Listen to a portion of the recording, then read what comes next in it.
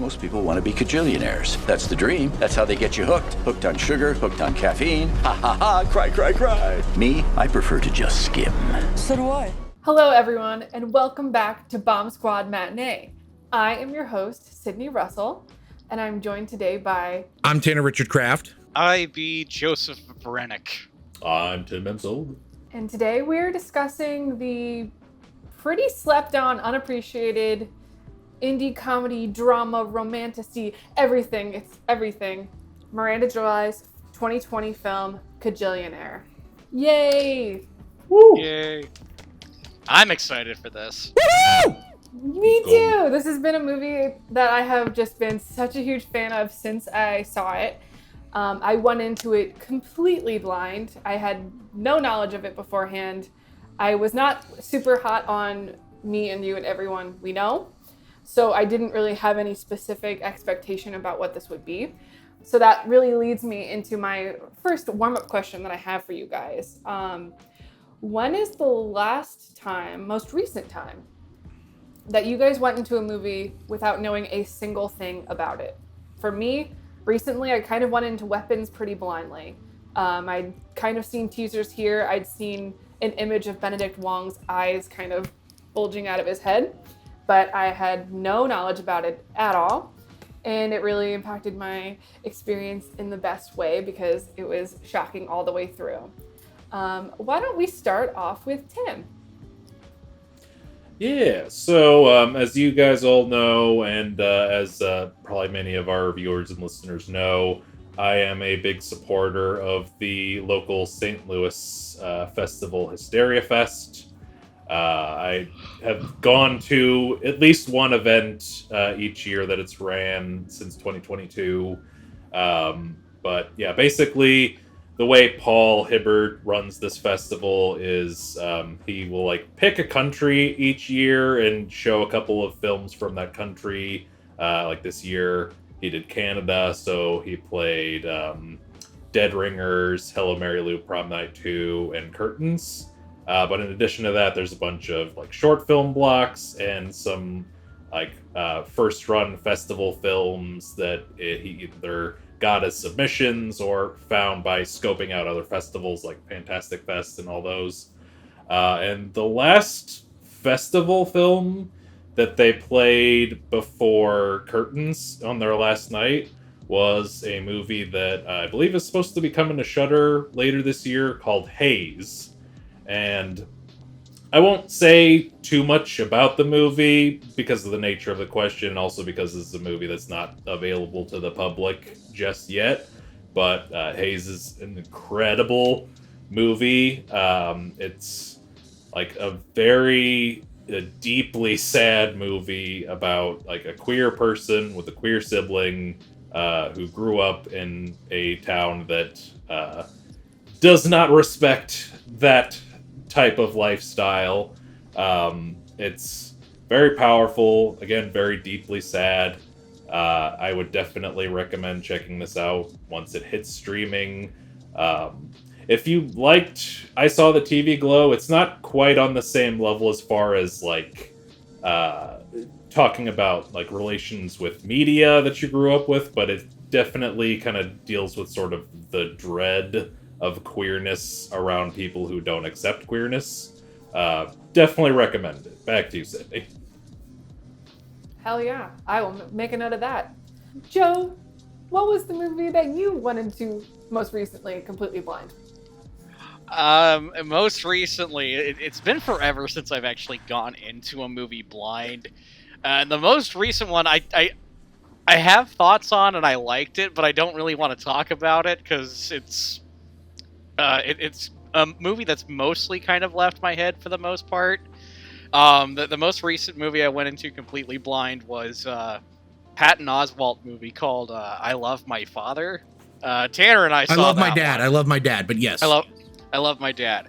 And it's a good movie, but I don't necessarily have too many thoughts to say about it, so I want to talk about the big one that I went into completely blind almost 10 years ago. I never saw a trailer for it. I just knew it was an upcoming movie coming out. I saw it on Thanksgiving. It was the best movie I saw that Thanksgiving, and I heard it was in contention for awards talk. The only thing I knew going in outside of that was that Brie Larson was the star. I walked into Room completely blind, not knowing a single goddamn. I didn't know what the plot was. I only knew that Brie Larson was in it. I had no idea what was supposed to happen in that movie, and there's a fucking reason why that movie was like my. If it wasn't gonna be Mad Max Fury Road, I wanted fucking Room to win. It's just a really fucking well-made movie. Brie Larson absolutely deserved that Oscar win. I was on that campaign, like, fucking, you get it, please, for the love of God. Don't let it be. There wasn't an actress in The Revenant, but I don't want The Revenant to win it, damn it. I'm very anti The Revenant in this house. But, yeah. All my God. homies hate The Revenant. It's so funny. It's so funny too. I loved the movie when I saw it, and I still feel very positive on it. I mean, for Christ's sakes, the movie gave us Jacob Tremblay, for better or worse. But man, oh man, I have not fucking seen the movie since. For whatever reason, I've just never felt the need to. I have it on my shelf, like it's sitting there, right there in my A24 movie collection, and I just haven't put it in the player to watch it again. I think I might need to remedy that, and because I remembered it being fucking great. The guy that made Frank directed it. If you've never seen Frank, that's also a really good one. Michael Fassbender wears a funny helmet the whole movie. But yeah, Room is my pick for most recent movie that I went into completely blind, because I had a little bit more to say about it. Back to you, Sydney. That is definitely an insane movie to walk into without knowing what it's about. It does remind me, before I get to you, Tanner, I do have a point that this reminded me of.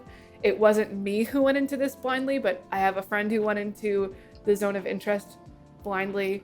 Oh, dear God. High as a kite. Oh, no! Oh, no!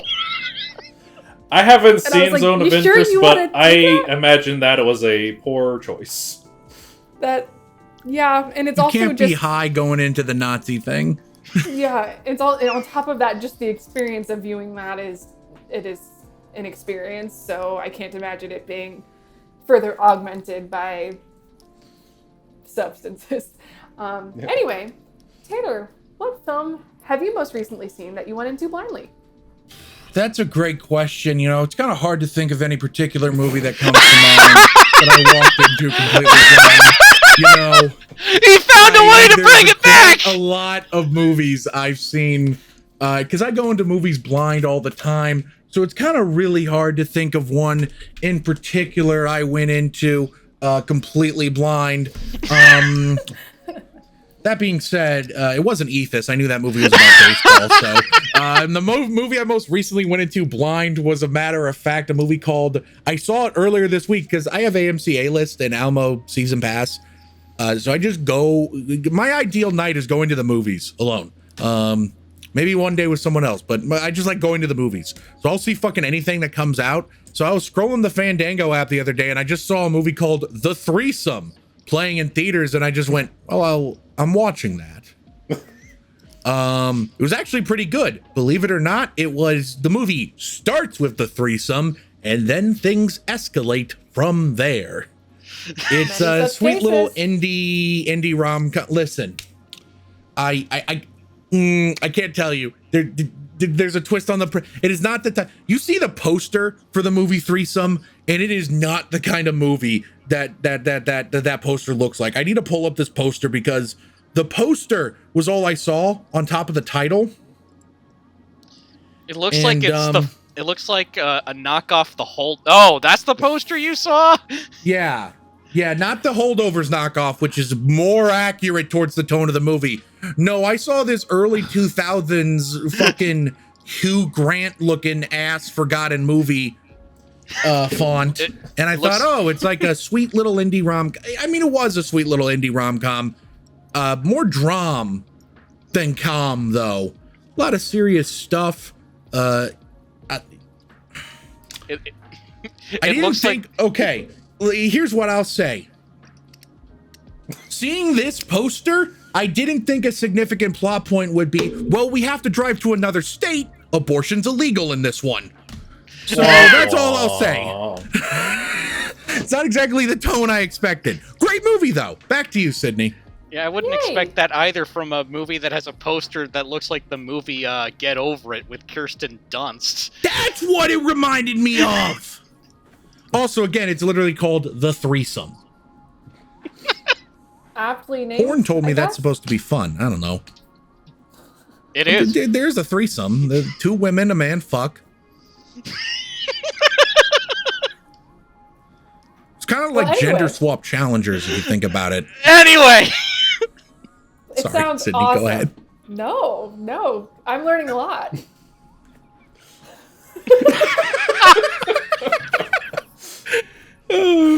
I'm learning so much. I'm taking notes. You can't see, but I am. Anyway, We're gonna piss so many hipsters off with this one. now, that's a great segue. Speaking of threesomes, we can segue into a film that does not have any at all.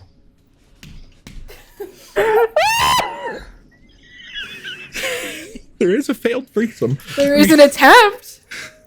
Keen-eyed cinephiles might see that there was an attempt in Kajillionaire. But anyway, we're getting ahead of ourselves. See, this is exactly the kind of thing that I've been wanting. Don't touch. Don't touch the table. I've been through trimmers a lot smaller than this. It just turns everything electric. It's like zap. Because this is the way the big one starts. But the noise, it just keeps building and building and building. And this one's not good. The big one will be loud. I mean, if you're lucky, you'll get crushed. And then you just die right then and there. Immediately. A never-ending void. Wow. So, YOLO. Am I right? I'd like to open the floor up to your thoughts on Kajillionaire, and I think I'll start. As I said before, I saw Kajillionaire kind of on a whim in 2020, had no expectations, had no knowledge of it prior, hadn't even seen a trailer, and I will say the first moment that I knew I was in for an absolute banger happens when Divine Joy Randolph first shows up, and she is giving Old Dolio a massage. I was like, okay, this is the type of movie that this is going to be. I thought it was going to be, it's definitely quirky, it's definitely eccentric, but I was thinking this is going to be a goofy movie that is just, everyone's such a character, such a, that was a moment of such real humanity that I was caught off guard in the best way. I was just like, okay. And then that is compounded with the scenes where she is going to that like maternity, like parental class to get paid, and all of the scenes that follow with that. Gosh, I love this movie. It is one of my favorites of this decade so far. 2020, as you guys might agree, was a pretty bleak year, and while this movie definitely has just heart-wrenching elements, just terrible like depictions of neglect and abuse and what it means to have your own chosen family. There's a lot of heartfelt and warm and beautiful elements of this as well. And I think that's what it benefited so much for me to go into it blindly, because it was just so much more than I could have ever expected. I thought everyone was amazing. I love Richard Jenkins. I was so excited to see him as this role because I have loved him since Step Brothers, and I loved him in The Shape of Water. And I just like, what a crazy dichotomy. I thought he was amazing here. I had watched a little bit of Jane the Virgin, but I didn't really have any real opinion on Gina Rodriguez. Seeing her here, I thought she was so charming. I thought she was so captivating. I love Evan Rachel Wood. She is just, she can just display such vulnerability in a character that is kind of difficult to portray. I mean, this type of character really straddles a fine line of being really absurd and being, conditioned to be this way, and it could have been really easy for Evan Rachel Wood or a different actress to not be able to strike that balance, but I think she does it so well, and somehow Old Dolio seems like such a real person despite these very extreme circumstances. I'm going to start with you, Joe. What are your thoughts on Kajillionaire? Oh boy. So, man oh man, I fucking loved this movie, and I did not think that I would. Because, and I think this is probably as good a time as ever to get into my fascinating history with one Miranda July. For a while, I was just like, for the longest time, up until 2020, I was very anti-Miranda July, and part of it was because I watched her movie The Future at way too fucking young of an age. When you're 15 years old and you watch The Future, you think it's the most boring thing ever made. And what did not help was that maybe a few years later, I'm in college, and I watch a little movie that's getting great fucking reviews called Madeline's Madeline. And I still stand by that is one of the worst movies from the last decade. I fucking hate that movie. It's like, when I think pretentious art movie, I think Madeline's Madeline. And Miranda July plays a very prominent character in that movie. And I was just like, yeah, no, I'm on the Miranda July hate train. Nope, not for me. And then this movie came out, and we were like thrust into lockdown. And she had just had her movie, Me, You, and Everyone We Know enter the Criterion Collection around this point.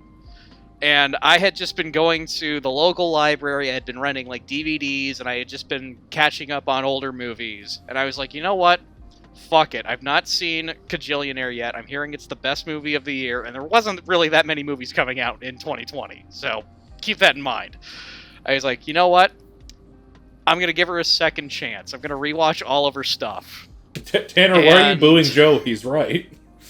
I can name you a bunch of bangers that came out in 2020, but that's not the point of the conversation. There wasn't a lot coming out in 2020, Tanner! The King of Staten Island! Tanner, we're talking about good movies. I'm gonna fucking kill you. I know you. Fuck you.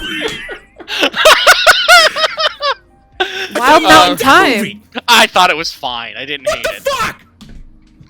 Anyway, yeah, I worked my way up to Kajillionaire because I was like, okay, I'm hearing this is great. I want to understand Miranda July.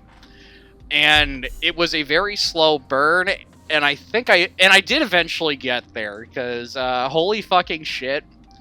I think part of it too was that movie just hit me at the fucking right time too, because 2020, not a good year for a lot of people. Not a good year for me in particular. Had a lot of shit going on around the time that I watched Kajillionaire. It had happened like a month and a half prior, but my engagement kind of fucking collapsed. So I was just like, I need something to feel something. I had, like, that week, I had come back from Webster, and I got all of my stuff out of our old apartment and moved back into my mom's, which was so fun. No, it wasn't. It sucked.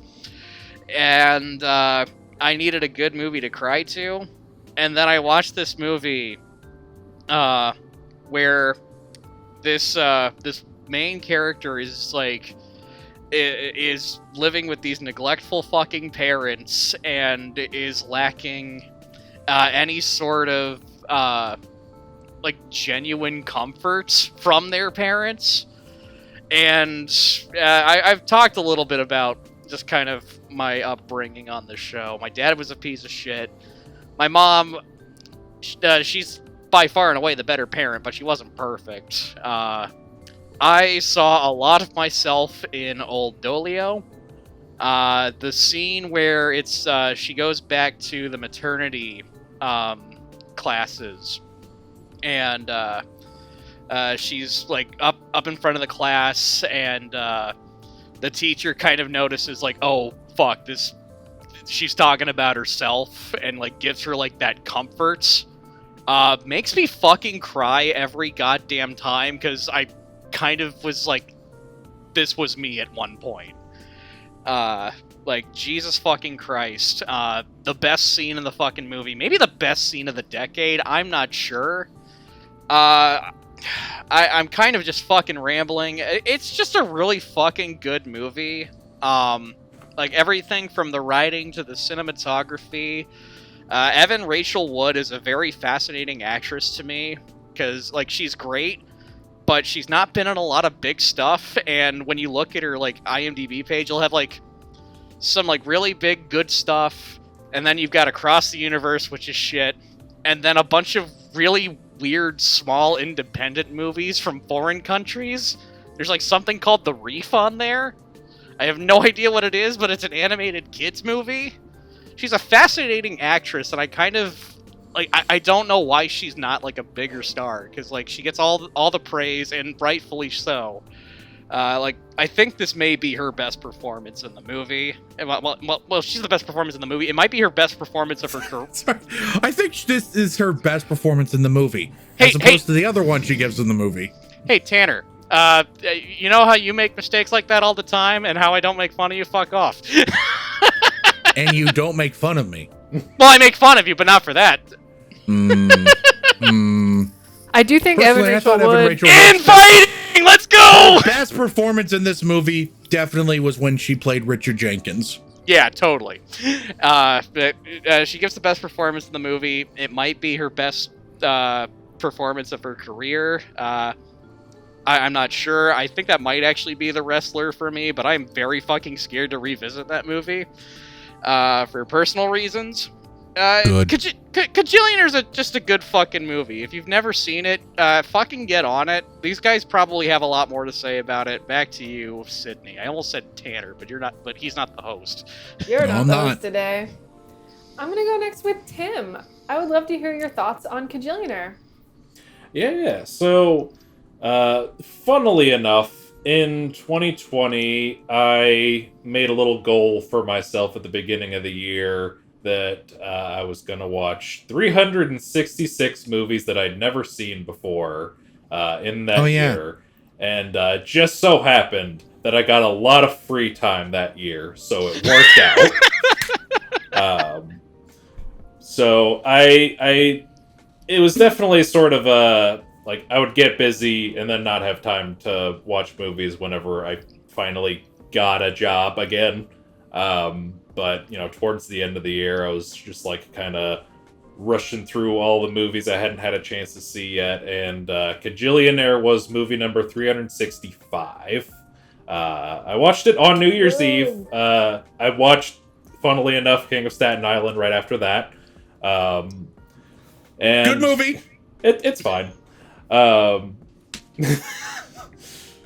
It's no I would say Kajillionaire, definitely the best movie of 2020 that I saw in 2020. I also really like The Night House, but that didn't get released wide until next year. And now, on my second viewing, I'm like, I might like Kajillionaire more. It's very good. It's a very fucking good movie. I watched it with my fiance, and she had never seen it. She was going in completely blind, much like I did when I watched it, to be honest. And it was about when they got to the flight back where Cody was just like, okay, so I know this is supposed to be like a specific kind of comedy, but my immediate instinct is that this is horrific. This is a horror movie. And I get that. Like, it is very hard to watch the way her awful fucking parents just are around her and just in general. And, you know, there are certain aspects that, I mean, I have a complicated relationship with my parents. I love them, but it's complicated. I come from an Irish Catholic family. That should explain a lot. But, yeah, it's it's this sort of thing, like, they have it but beyond just being so detached from their daughter, they have this weird unearned sense of superiority, which is just so weird because they're almost as shitty at being people as they are at being parents. There's this one line in particular that, like, really struck me on this viewing, and it's when Old Dolio's, like, going over the plan for, like, the plane heist, and she, like, makes some innocuous correction on something her mom says, and she's just like, oh, I'm the dummy. I have a bachelor's degree, and you probably don't even know what a bachelor's degree is. And number one, if she doesn't know what a bachelor's degree is, whose fucking fault is that? Number two, this is something that Cody said, if you have a fucking bachelor's degree, get a fucking job, you loser. Like, Jesus Christ. I know times are tough, but Jesus. Yeah, their parents were just awful, and like, a lot of heartbreaking scenes. I think the scene that really gets to me the most is when they're in Abe's house, and like, they have that bit where, like, they're all just making noise for the background, and we see her, like, seeing the family be a real family for a minute. It's so, like, in the Mood for Love episode, I talked a lot about how that movie depicts, like, romantic yearning, and this movie shows, like, a yearning for normalcy, like a yearning for any kind of affection. It's really heart-wrenching, but ultimately rewarding. I do love that this movie has, like, such a rewarding ending with them getting together. Yeah, excellent film. Glad we're here to talk about it today. Back to you, Sydney. A yearning for normalcy in 2020? Why, I never. Never heard of him. You know, it's a good point that you make about that, Tim, because, like, with the bachelor's degree and everything, because there is a part of me that thinks while I'm watching this film, there's no way that what these people are doing to hustle and make money and scheme is easier than working, like, a 9 to 5. Yeah. Like, this is hard. No, it's not. Go to fucking Hardee's or something. Jesus Christ. They have to go to the fucking office space that they live in several times a day to deal with soap leaking. Yeah. This is not easy. Yeah, I'm like, guys, I think you're making it so much harder for yourselves, like, than it really needs to be. Literally just get any minimum wage job at this point. I think that's very intentional, though. I think it's very intentional to show that this is clearly way harder than just living a fucking normal life, because these fucking losers don't want to live a normal life. They want to... Yeah. Sorry, you haven't called on me. No, you're correct, because that's correct. That's the thing, is they think because at some point in their life they were they like had their degrees, they had some sense of superiority over others. Now that they're in a shithole, they're just like, well, we can't sink to getting a peasant's job, so we gotta fucking scam people, and then they're fucking afraid of everything and everyone because they think everybody is as much of a shitty opportunist as they are. You have totally hit the nail on the head, I think. I was gonna save Tanner for, his thoughts on this movie for last, because I think you were the only person here that hadn't watched this in 2020, and you just watched this today, the day of filming, for the first time, correct? That is correct. Yes, I've heard of it before, mostly because Joe talked about it a lot when it came out. And I think it was his favorite movie of that year, right, Joe? It still is. It 100% is. So that was my only reference for it, but I didn't watch it at the time. No.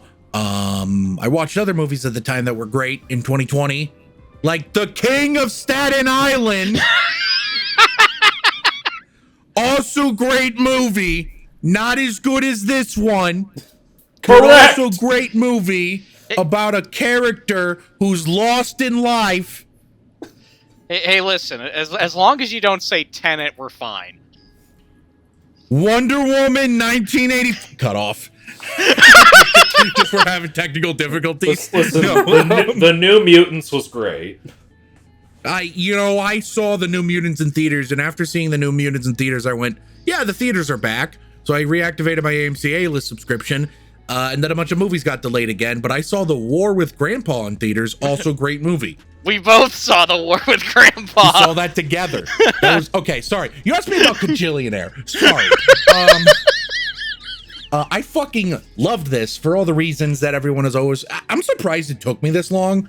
Anyone that knows me knows I have very specific tastes. I've been described as having eccentric taste before. But the type of taste I have, I feel like the weird offbeatness of Kajillionaire would have been right in my alley.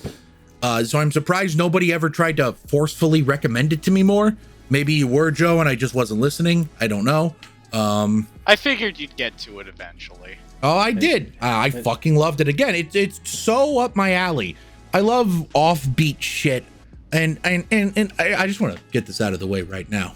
I have a wonderful relationship with my parents. My parents are the best. They're letting me move back in a month and a half because I fucked up my finances so I can save up for a house. They're letting me move back into the house. Woo! I have a great relationship with my parents. But I have a lot of friends, Joe, that have not so great relationships with at least one of their parents. So, like my childhood best friend, I've never met his father. I think he has. I've never met him. So to put that in perspective about the types of, I'm familiar with what these types of relationships look like. I'm also extremely familiar with neglectful abuse, only because I once did a lot of research on the subject for a feature film script I was going to write. Still haven't written it. Maybe I'll write it eventually. Joe, remember, I've told you about that one. It was about the prison lesbians. Yeah, that's one way to introduce it. Well, Joe, you know the one I'm talking about. I know what you're talking about. Yeah, it has a much more interesting premise, but I don't want to give that away. Right, Joe? It has a much more interesting premise than that. Back me up. Sure, yeah, it does. From what I remember. I'm clearly gonna have to remind you what it was. I don't think you remember very well. I don't remember. I love this. Performances all around fantastic. Evan Rachel Wood is great. I've heard people tell me Gina Rodriguez is amazing for a long time, and I'm gonna be honest. It's not like I thought she was untalented. I thought she was clearly talented. I thought she was a good actress. But nothing ever really blew my mind, so much so that, and maybe this reflects poorly on me, I started to assume people were hyping up her talent more because she's an incredibly attractive woman. People do that, but people will go tell me to my face, Alexandra Daddario is a good actress. People say this to me and mean it. All right, that didn't get a laugh. Fair enough. She's funny. Fuck you. I don't think she's bad. I just haven't. It's kind of the same thing. I have not like seen enough of her to really like. I'm gonna be real. I don't know who that person is. The problem. Topless Lady, season 1 of True Detective. Annabeth Chase. The problem that she has is that she has a bad agent. Like horrible agent. Man, oh man, her fucking agent has picked some of the absolute worst movies for a client I've ever seen. I've never seen Jane the Virgin, or my exposure to Gina Rodriguez up until this point was a couple of movies she was in, and she was a minor reoccurring character on Brooklyn Nine-Nine. That's the extent of what I knew her as, and I just assumed people went, decent actress who's also, again, like a model. And people hype her up because of that. Tanner, before you go on, I do have a thing about Gina Rodriguez, and I think you could agree with me, because I was kind of in that same boat as well. Because we both saw Annihilation, and she is absolutely the weakest link in that movie. I don't like that movie. So Yeah, I was gonna say, you also didn't like that movie, so it didn't help. what's the deal with Alex Garland? Who knows? I do remember her being, that was the one movie I've seen it. Thank you, because I couldn't remember the movie I'd seen her in before. So thank you for that. You're welcome. But she blew me away here. A big part of it is that something I think I clearly didn't appreciate her about it as an actress before is that she clearly is just effortlessly charming. I think that's a really important part of the character she plays here. But her and Evan Rachel Wood have incredible chemistry. I think the comedy is really comedying. I laughed a lot. It's also very sweet, sad, and depressing at times. Like that scene Joe brought up when the lady in the class is just like, shows her the bare minimum approaching of affection, and her character goes into an existential crisis. Love that. But also near the end when the big one happens, and it's just that like scene where like they're looking at stars. I started crying. I don't even understand why I started crying. It was similar to another movie I saw this year where I just started crying for reasons I don't understand. Sometimes movies just do that to you, and it's really wonderful, where you're not even sure why you're crying, but clearly it's affecting you so much on such a deep level that it's making you cry. Now here's the thing though about this movie.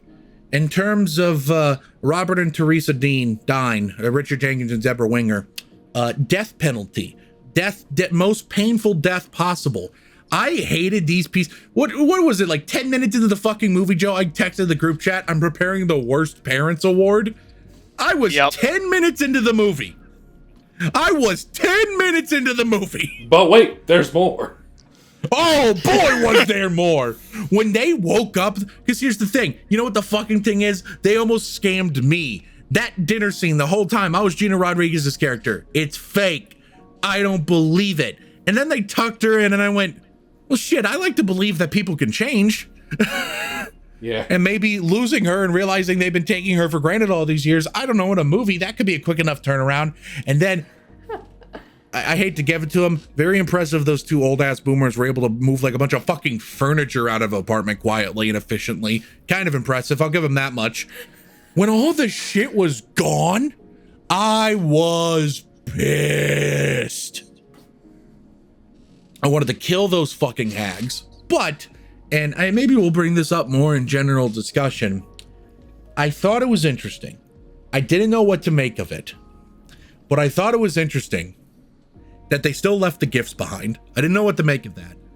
Yeah. I think there's something there. I think there's something there that could be interestingly explored. But because that was $500, they also could have gotten back. I'm just $525 Well, exactly. They say $525, if sure. they give her third, that's like she's let go. Isn't that kind of what the whole... I don't know. I more meant on an emotional level. I thought there was something interesting going on there. Yeah, I fucking loved the movie. It was great. It might be a new all-time favorite. I need to ruminate on it a little more before I say such definitive things. But I did fucking adore this, and I'm so glad that I let Sydney break our, well, usually we wait until the movie's 10 years old rule, so we could talk about this movie. It's great. Great stuff. Back to you, Sydney. Yay! Okay. I think now is a good time to get into our ad break, because we all want to be Kajillionaires. I have a suggestion for you. What? Wear more clothes. You're making everybody feel uncomfortable.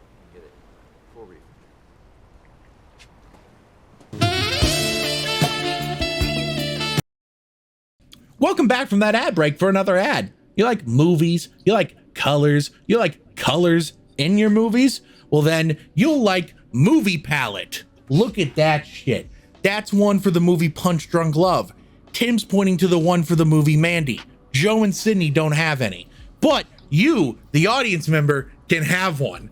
You can order one for either the movie here. I don't think they have a Kajillionaire on there, but they have other movies on there. And if the movie you want isn't on there, for a little extra money, you can have one custom made for you. So go ahead, add a movie palette to your cart. Before you check out, enter that code SQUAD15 to save 15% on your order. Thank you for listening, and now back to the show. Sydney, back to the show. Say something. General discussion, go. General discussion. Okay, I do feel like I got a lot of the main talking points that I wanted to kind of get out of addressed, but I definitely have just kind of more general scattered thoughts here and there. I think one of the most poignant things about this movie is that it just really showcases what is learned behavior versus what is like innate behavior. I mean, this character of Old Dolio was not taught a lot of things. She was not taught about love, intimacy, and I think Gina Rodriguez's character, Melanie, I believe is her name, is so important, and she is kind of like the beating heart of this movie because she is the one who can actually see Old Dolio for who she is for the first time, and not just what what Old Dolio can give to her. I think every single person in Old Dolio's life has kind of looked at her as a tool of some sort that can be exploited and used to get a greater goal.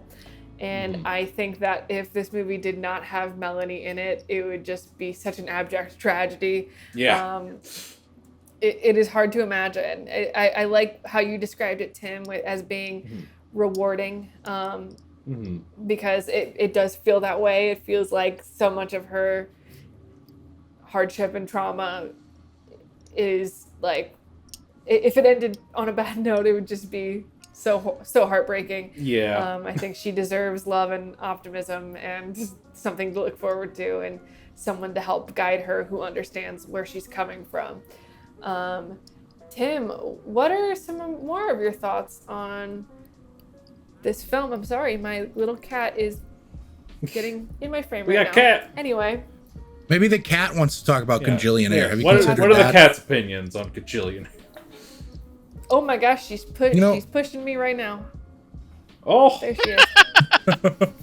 You know what? Here's the thing about Kajillionaire, is that it is one of many great movies that came out in 2020. Another one being The King of Staten Island. They both begin with also K. The Five Bloods. He's just never gonna let that go. The Kissing Booth 2. No. I don't think I've ever watched that movie. One pandemic at a time, please. I can only handle All right, Tim, if you can edit that so when I say The Five Bloods, Sydney goes one pandemic at a time, that'd be great. Tim, don't you dare. I love that movie. Great picture. I understand that the reason they left the presents behind, I guess in a most literal sense, is it's her third of the money of the check or whatever for the scam they ran. But I don't know. I think it's interesting that the parents felt obligated to do that even in a scammy way. I think that's interesting. Yeah. I'm not saying that makes them good people, good parents. Obviously they're not. But I think it might show that, and this is a fascinating thing about people, even people that are abusers. I think it can be really easy to say, oh, if you're an abuser, you're a bad person and you clearly hate the person you're treating that way. Sometimes that's true. Very often, though, abusers actually do, at least in their heads, love the people that they're treating poorly. And I think, and I'm getting a little soapboxy here, I think when we say abusers clearly hate the people they care about, I think that causes problems because people go, well, I don't hate this person, and who knows, I'm not saying it could be abuse, but it could be some kind of mistreatment. But if they think, but I don't hate them, they don't self-reflect, or, well, I know the person that is doing this shitty thing doesn't hate me, so they're not abusing me. You know what I'm saying? I think it's interesting that they felt obligated to leave the third share, because I think it shows that, like, a lot of abusers on at least some level, they do actually care about the person. I don't know. I'm just talking. Maybe. You guys can bounce off of that if you want. Like, I think part of it is also, like, it's an abusive situation, but it's also, you know, a parental situation. So there is some degree of obligation And to me, it just kind of felt like their way of saying, here's your third, we've done all for you that we're going to do for you, have a nice life. But I feel like you can't bring someone into the world and not have at least some sense of love or at least obligation to them, even if you don't want to admit it. So there's something. Yeah, there. I think that's what I'm trying to get at, is that, monstrous abusers, at least most of the time. Why do you think they're able to blend into the community so well and act like loving figures to other people? Yeah.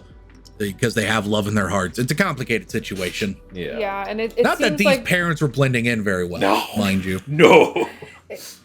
Immediately, Miranda, is that her name? Melanie immediately fucking got the ick. Oh yeah. It seems to me like they really were able to muster up respect for Old Dolio as a business partner, but not really love her as a daughter.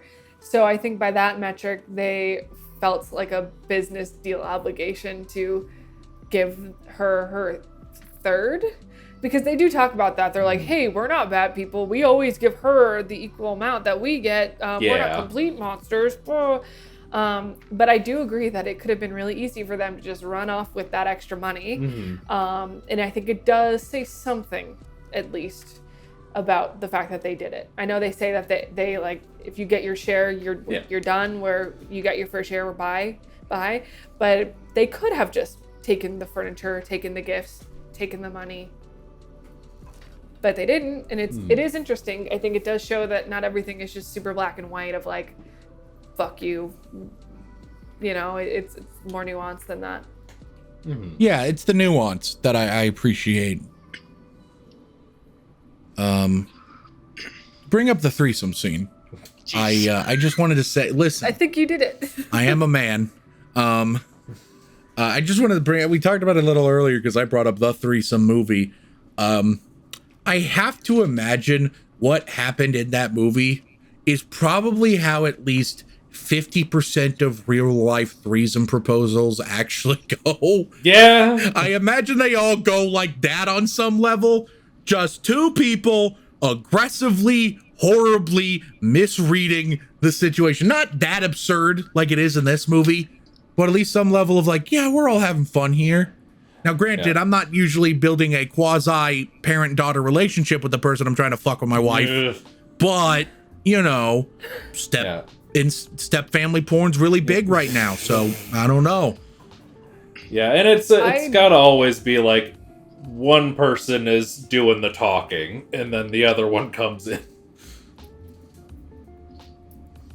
Oh, they come in all right.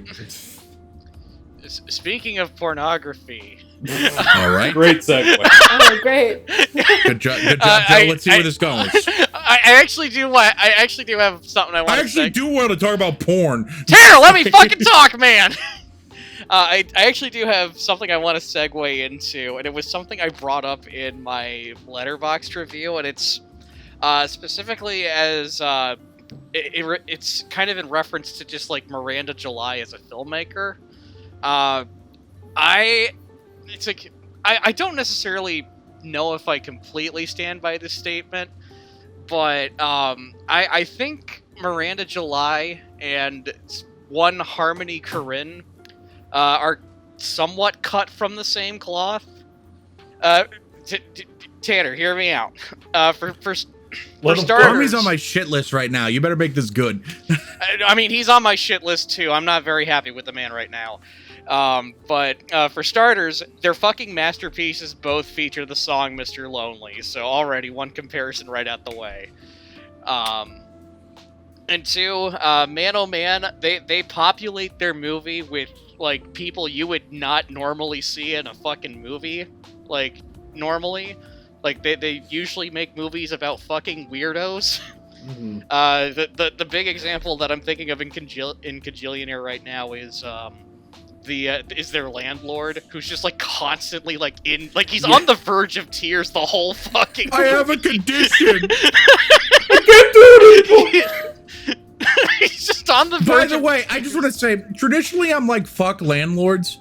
I have to be honest, other than the fact that he was renting out a piece of property that should have been condemned, might have been like the most reasonable landlord ever. Yeah. Oh, you're 3 months late on rent. I'll give you a 2-week extension. And the rent is $500 a month. Like, and 3 adults can't. See, this is what happens when the landlord is a pussy. You can bully him.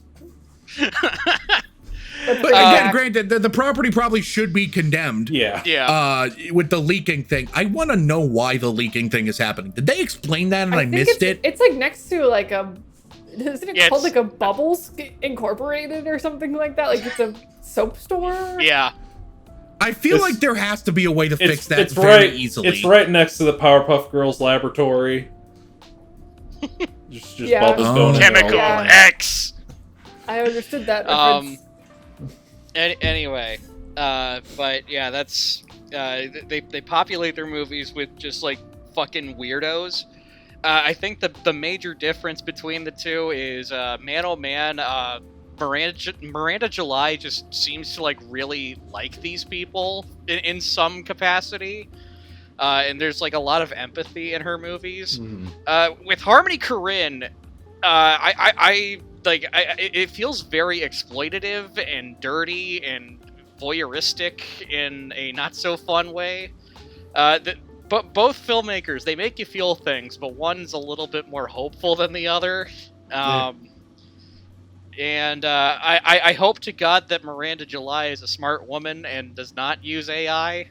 Yeah. Unlike a certain someone. Yeah. Fucking Harmony Korine, you fucking traitor. I've been saying Korine my whole life. I'm not gonna lie. Harmony Korine. Korine. Korean? What? Korine. He made Spring Breakers. That's really all that matters. Spring Breakers 2? Can't wait to see it. Oh, Jesus Christ. I forgot that's a thing. What is Sydney, pitch me Kajillionaire 2. 2 Kajillionaire. Okay. My pitch would be, so you know Benoit Blanc from the Knives Out franchise. Yeah, Benoit Blanc. I think I see where you're going, but please continue because I really want to hear this. I'm fascinated already. I think that Old Dolio will play a Benoit Blanc-esque character where she goes on schemes, but her scheme is to break up families that are terrible. There we go. I thought you were going to say Old Dolio and Benoit Blanc would like team up, like she would be the sidekick character for the movie. Yeah, because I would love that. I'm totally on board with that. Because Benoit is always trying to help a girl boss win. He literally. Hold on, no. Here's the twist: the Benoit Blanc victim of the movie, her parents, and the killer. That's the crazy part. Simon Rex playing himself. I don't know where I got that from. I don't know why. Simon Rex. I think. Oh, I know why. I'm looking at my Red Rocket Blu-ray. Yeah. That's where that came from. Kajillionaire does seem like it could potentially share a universe with Red Rocket. I don't know why. It just feels like they could be in the same world. Both movies portray shitty poor people. Kind of seedy underbelly vibes with maybe some moments of like true humanity interspersed. I just remembered something about this movie. When Evan Rachel Wood said I'm 26, I outright went because her character's so emotionally stunted, revealing she's in her mid to late 20s fucked me up. Yeah, she's very ageless and ambiguous for sure. Yeah, I thought she'd be like 20 and Evan Rachel Wood was just playing really young for some reason. Yeah, like Sydney kind of touched on this earlier, how she was not taught a lot of like normal emotional things by her parents. She was also taught some really bad things that she shouldn't have been taught. All this bullshit, like the whole if a man gives you any kind of wood, he's saying, you give me wood. That is complete horseshit. What are you talking about? I was really fond of the reoccurring thing that when the big one happens, all the metal will become electric. Yeah. Where'd you get this one from? You know what? The wood thing, I can maybe kind of understand how someone reached that conclusion. I'm still trying to wrap my head around why her parents thought earthquake happens, all of a sudden metal is going to shock you. Did they misunderstand the principles of static electricity? Follow-up question, what the fuck is that woman's bachelor's degree in? They took the ivermectin, that's all you need to know. So true. Is she the fabled underwater basket weaving major that I've heard so much about? Is that who this was, the most famous useless degree? There we go. I do real quick though want to bring up it's like a running joke among the right. I'm sorry, I shouldn't have brought it up. I do want to bring up though, just like because I mentioned we were talking about the whole like weird things that her parents think. I do love how they like paid off the toothpick thing at the end, which may have just been a fuck you to the parents, but I also just love to think that she's saying, "You give me Evan Rachel Wood." All right, I think I will just kick us off. Final thoughts, just to kind of rapid fire my final opinions on this. Something I forgot to mention is that I think this score is so good. It is one of the few. I'm really bad. I do love a good film score, don't get me wrong, but I don't always recreationally listen to them, and this is one that I often find myself humming that main leitmotif of the same guy that did Minari, by the way. Emile Mosseri. And that score is brilliant too. I love this soundtrack. It is so atmospheric. It is so tonally consistent with this kind of weird film that could be hard to pin down into one genre. I think even if I had seen some type of trailer for this film beforehand, it still would not really have adequately prepared me for what the movie really was going to be. Joe, what are your final thoughts? My final thoughts. Movie fucking great. It's a very unique dramedy. Yeah, that's what I'm gonna. It's a very unique dramedy. You don't see movies like this made very often with by personalities like this very often. So we should celebrate it when we can. It's fucking emotional roller coaster from beginning to end. I'm glad that I got to revisit it again. I'm glad we got to talk about it today. It's still hands down it might honestly wind up in my top 10 of the decade. It's a very strong contender. Who fucking knows? It may even be in my top 5. I'm not fucking sure. We're only halfway through the decade, and it's strongest contender for one of the best movies of the decade. Back to you, Sydney. Tim, what are your final thoughts? Yeah. Kajillionaire, excellent film. I'm glad I had this opportunity to rewatch it and to introduce my fiance to it, who, she was going in blind, and this, again, is a very heavy movie, but ultimately she really enjoyed it. Something I forgot to mention that I'll just bring up real quick is she mentioned that apparently she had a friend growing up who was like raised by parents who were in a cult, and the way that Old Dolio was acting reminded her a lot of that old friend. So that's just something interesting to think about. But yeah, excellent film. Tragic, but also beautiful and ultimately rewarding in the end. And I will definitely want to revisit more times in the future. I'm not familiar with Miranda July's work outside of this film, so I'll have to brush up on her stuff a little bit more. Yeah, good movie. Back to you, Sid. Hell yeah. Tanner, what are your final thoughts?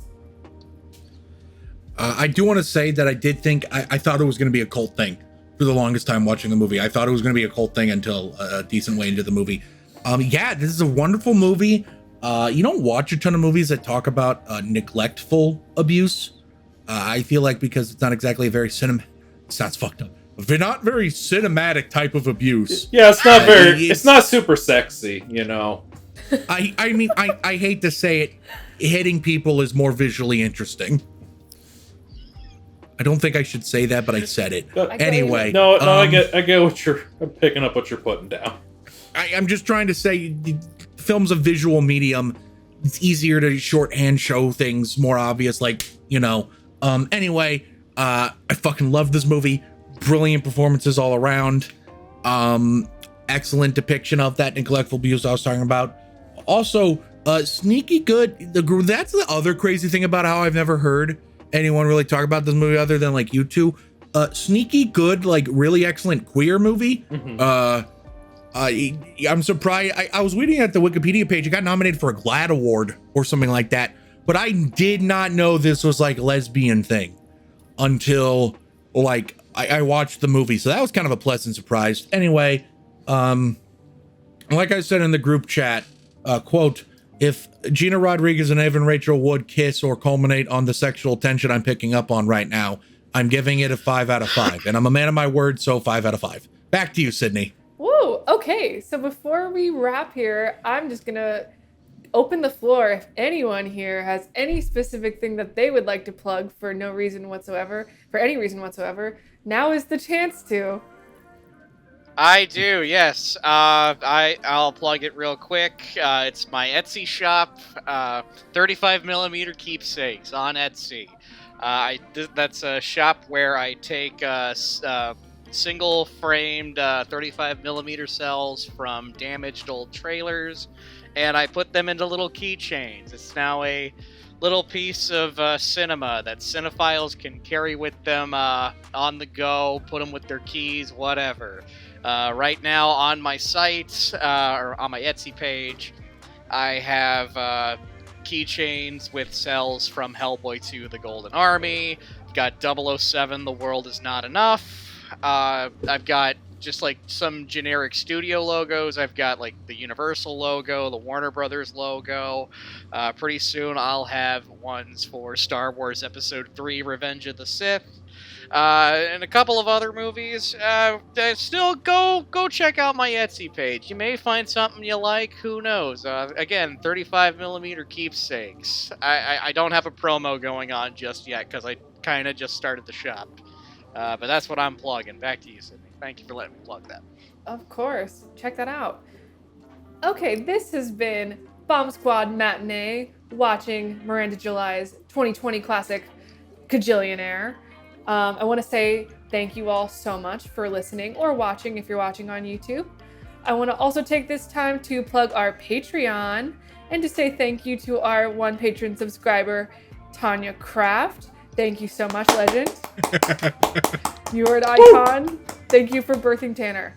I want to also ask a question for the audience. When was the last time you guys went into a movie completely blind? Please take the time to write a comment below.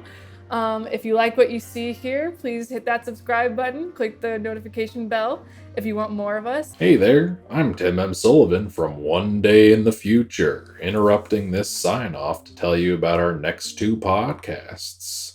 First off, tune in this Friday night for our Bomb Squad Movie Night episode on Mad Max Fury Road. This one ran into some speed bumps with some technical difficulties in post-production and then getting blocked when we uploaded it. But we got an appeal approved, so we are premiering it this weekend, and I'm really excited because I worked hard on the video, and I'm excited for everybody to finally get to see it. And then next week, on Tuesday, we will be doing a Bomb Squad Matinee episode on David Cronenberg's A History of Violence, so tune in for that. Take it away, Sydney. Keep your eyes peeled for our future movie nights and matinee episodes. See you later! Woo! Just